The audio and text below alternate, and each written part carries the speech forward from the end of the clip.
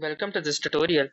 In this tutorial, I will show you how you can enable or disable the QUIC protocol in your Google Chrome.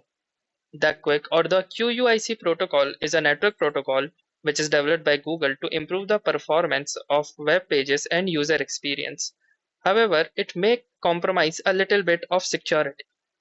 So, if you are having any issues with the QUIC protocol, or if you are having any issues with your browser that it is not loading web pages faster, then you can enable it or disable it according to your preferences. So, let's see how to enable or disable the QUIC protocol. So, first let's open our Google Chrome.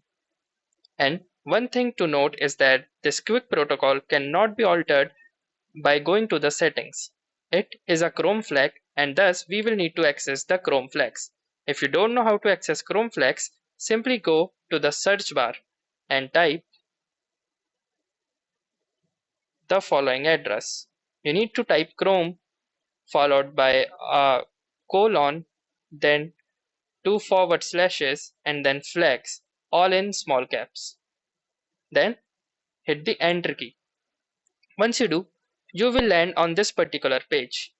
From here, you can search for the QUIC, and here you can see the experimental QUIC protocol. By default, it will be set to the default. If you want to enable it, simply click on the enable button and then this prompt will appear and it will ask you to relaunch your Google Chrome. Simply click on the relaunch button. Once you do, you have enabled the QUIC protocol, and you can also check it from here. As you can see, the experimental QUIC protocol is right now enabled. If you want to disable it, then simply again search for the QUIC protocol and then from the drop down option simply choose disabled. Then the Chrome will again ask you to relaunch the browser. Simply click on the relaunch button. And here you go. You have now successfully disabled the QUIC protocol, although it is advised that you keep it to default, as it will only work for those websites which supports it, and Chrome will do it automatically and more smartly.